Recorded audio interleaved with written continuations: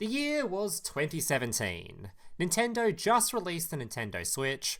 Japan somehow made severe gambling addiction look attractive. Kendrick was out playing some golf. And Ben was about to attend a regional Yu-Gi-Oh! Tournament. This tournament was being held right in the middle of peak Zodiac format, where the R-Type was considered by far the best deck, and to be considered Tier 0. For those of you unfamiliar with this term, it basically meant in terms of power level, Zodiac was here, and everything else was down here. Despite this, Ben wasn't much of a Zodiac enjoyer himself, so he decided to prepare something else for this event. Crystron. This is an archetype of all machine-type monsters that have a really bad habit of just ignoring whose turn it currently is, and just summoning a whole bunch of powerful synchro monsters during the opponent's turn. Now, unfortunately for Ben, Crystron wasn't exactly considered the strongest deck around. In fact, just looking at the deck's history, it's only ever had 4 tops during its entire lifespan.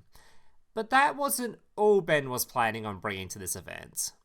After a long discussion with his friends, who all referred to him as a dumbass, Ben decided to play a certain tech card in his deck.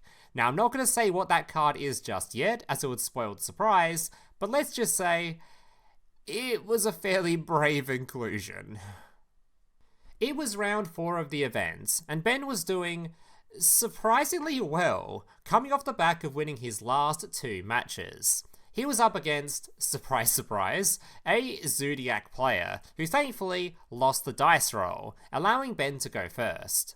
Ben proceeded to set up a fairly decent Crystron Enfield, well, as decent as you expect from a Crystron deck at the time, and passed the turn.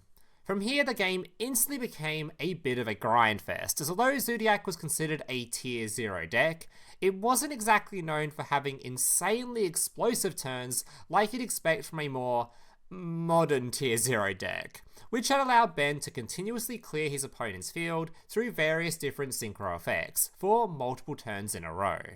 Unfortunately though for Ben, despite keeping his opponent's field clear of monsters, he wasn't able to keep it clear of trap cards as well, making it really hard to progress towards winning the game. Zodiac was known to play a large plethora of back row, cards like Torrential Tribute, Dimensional Barrier, and of course the Solemns.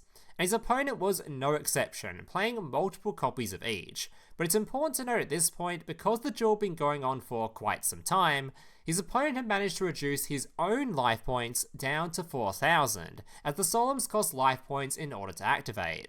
Remember this, as it become fairly significant in just a bit. Once again, Ben managed to put together a field of monsters, but at this point he'd completely expended his resources. If this field were to be cleared, he was completely done for, outside of just praying for a top deck, as he had nothing left to recover with. He then passed back to his opponent. Ben watched his opponent drew a card from their deck, before a grin slowly began forming from the corner of their mouth. It was about to become a complete disaster. Without hesitation, his opponent declared the summon of Winged Dragon of Ra Sphere Mode.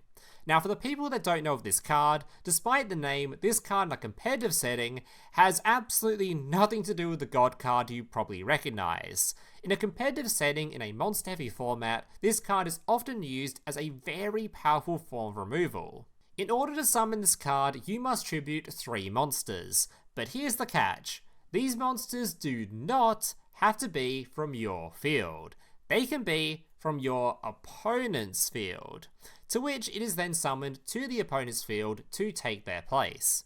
To make things even more powerful, because all you are doing is just a standard normal summon, the monsters tributed aren't even given a chance to respond, to try to dodge the removal or gain some sort of advantage. They are just instantly cleared. Ben's field was completely wiped and replaced with a completely worthless 0 attack egg. There was a small glimmer of hope though. At this point, his opponent had also completely run out of gas, leaving him with a completely empty field outside of a singular unknown set back row. It was down to a top deck war. which, to be fair, is never a position you want to be in against a Zoodiac opponent, considering literally any Zoodiac or Zoodiac Searcher drawn, which makes up for more than half of their deck, leads to a Zoodiac combo, and at this stage, Ben would have zero chance to recover from that. It was now or never. His opponent passed the turn, allowing Ben to draw a card. If this draw missed, the game was more than likely donezo. He placed his hand on top of the deck, before slowly dragging out a card and flipping it over. Useless. Ben had drawn a brick, a completely dead draw.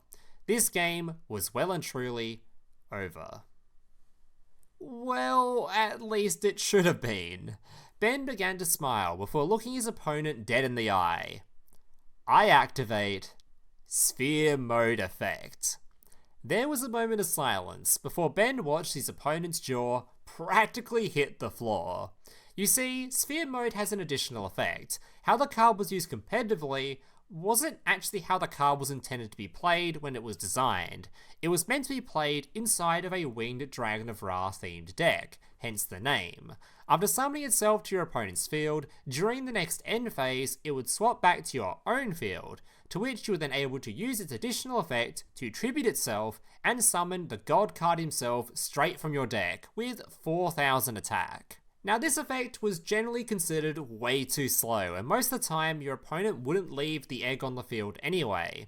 This, paired with the fact that Ra was actually a pretty dookie card himself, meant that this effect was largely ignored or just straight up forgotten about. But you see, there is one small thing about this card that a lot of people don't often realise. Sphere Mode doesn't actually specify who is allowed to use this effect. So, theoretically, if you were to do something completely and utterly psychotic, like put a single copy of an unusable Divine Beast into your deck, that would just be completely unsummonable outside of specifically the off chance that your opponent hits you with a Sphere Mode, yeah, you could probably see where this is going. Ben slammed his god card straight onto the field, and this is where his opponent made a fatal mistake.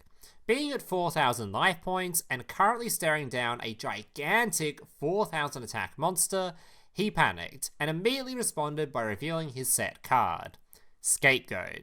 This card simply places 4 monster tokens onto the field, which he'd obviously hoped to be enough to shield his life points from the Divine Beast currently in front of him. If only he'd waited until the battle phase. He'd completely forgotten about Ra's effect. By simply paying 1000 life points, Ra can destroy 1 monster on the field, and this is not a once per turn. And considering Ben hadn't lost any life points yet, Ra was about to go on a bit of a furball massacre. Minus 1000, 1 furball popped. Minus 2000, 2 furballs popped. 3000, 3 furballs now completely deleted from existence. Minus 4000, his opponent's field was left completely empty. 4000 attack directly into his opponent's face. Ben had won the game. Well, not just the game, apparently the series as well, as his opponent, probably completely tilted at this point considering what he just managed to lose to, immediately scooped up all of his cards and without going to a game 2, just straight up left the building. Not that I can really blame him, considering I'd probably retire too if this happened to me. Ben had won the match. And so that is going to mark the end of today's tale. Thank you so much, Ben, for submitting this story in the comments of my previous video, and if you too have a story or a tale from your time at an event you would like to have featured in this series, feel free to write it down in the comments down below. Just make sure to leave enough detail and context so I can turn it into a full video. Got quite a few submissions last time that, whilst pretty funny, were only like a sentence or 2 long, so I couldn't really do much with them. So make sure to give me a little bit of info to work with. If you enjoyed this video, make sure to leave a like and subscribe to the channel. And if you'd like to see more stories just like this one, I've created a full playlist of this series, which I'll leave at the top of the description, or you can click that little card on screen now. Thank you guys for watching, and I hope to see you in the next one. Laters.